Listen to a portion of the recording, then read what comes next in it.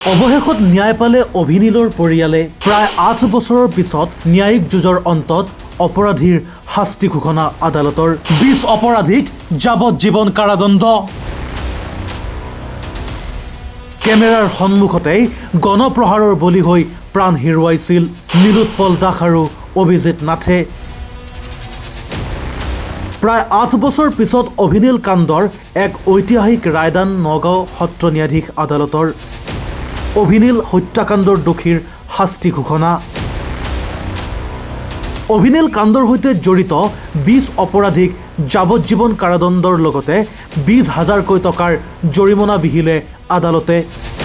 বিশ্বৰাম Swargiary পুংথেং Basumatary আলফাজুজ Timung ইনচেন Ingti ৰাইকম Timung Ratneswar Terang Phukan লেকটে আনছ Timung press Timung বিশ্বৰাম Swargiary পুংথেং Basumatary আলফাজুজ Timung ইনচেন Ingti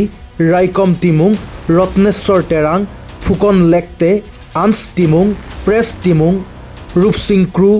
ধন মেছ বাবু Singh crew Vikram হানছে চিকাৰী ৰংপি বাবু ৰংপি বিদ্যা সিং ৰংপি মেন সিং ক্ৰু দীপজ্যোতি বসুমতাৰী ৱাৰেছ ৰংপি আন্দা মেছক যাৱজ্জীৱন কাৰাদণ্ড ২০১৮ চনৰ ৮ জুনত কাৰ্বি আংলং জিলাৰ দুকমুকাত সংঘটিত হৈছিল সমগ্ৰ বিশ্ব জোকাৰি যোৱা অভিনীল কাণ্ডৰ এই ভয়ংকৰ ঘটনা নগাঁও জিলা আৰু সত্ৰ ন্যায়াধীশ আদালতে ৰাজ্য কঁপোৱা অভিনীল হত্যাকাণ্ডৰ গোচৰ সন্দৰ্ভত কৰা ৰায়দানক লৈ সন্তুষ্ট নহয় অভিনীলৰ পিতৃন্দই ২০ অপৰাধীক শাস্তি প্ৰদান কৰা হ'ল যদিও ২৫জনক দোষমুক্ত ঘোষণা কৰাৰ বিৰুদ্ধে পুনৰ পৰিয়ালৰ লোকে উচ্চ ন্যায়ালয়ৰ দ্বাৰস্থ হ'ব বুলি উল্লেখ কৰে অধিবক্তাৰ লগতে পৰিয়ালৰ লোকে অন্য আদালতে কিন্তু সকলোখিনি দোষীকে একে পৰ্যায়ত ৰাখিলে আমাৰ সেইটোৱে অলপ আক্ষেপ থাকিছে এনেকুৱা ধৰণৰ ঘটনা যদি ঘটে সেই ক্ষেত্ৰত দৃষ্টান্তমূলক শাস্তি হ'বই লাগে কিন্তু সেই বস্তুটো হোৱা নাই সেই বস্তুটো লাইফ ইমপ্ৰিজনমেণ্টটো কি লাইফ ইমপ্ৰিজনমেণ্টটো আজিকালি এটা ভাত খাওঁতে পানী খোৱা কথাৰ নিচিনা হৈছে গতিকে এইটো বস্তুত আমি সন্তুষ্ট তেনেকৈ নাই আমিতো আমাৰ এটা অধিকাৰ আছে আমি এপিল কৰিব পাৰোঁ সেই আমি এপিল কৰিম কি ধৰণে কৰিম অলপ আলোচনা বিলোচনা কৰি পেলাই আমাৰ এডভকেটসকলৰ লগতো আলোচনা কৰিম কৰি পেলাইহে আমি আগবাঢ়িম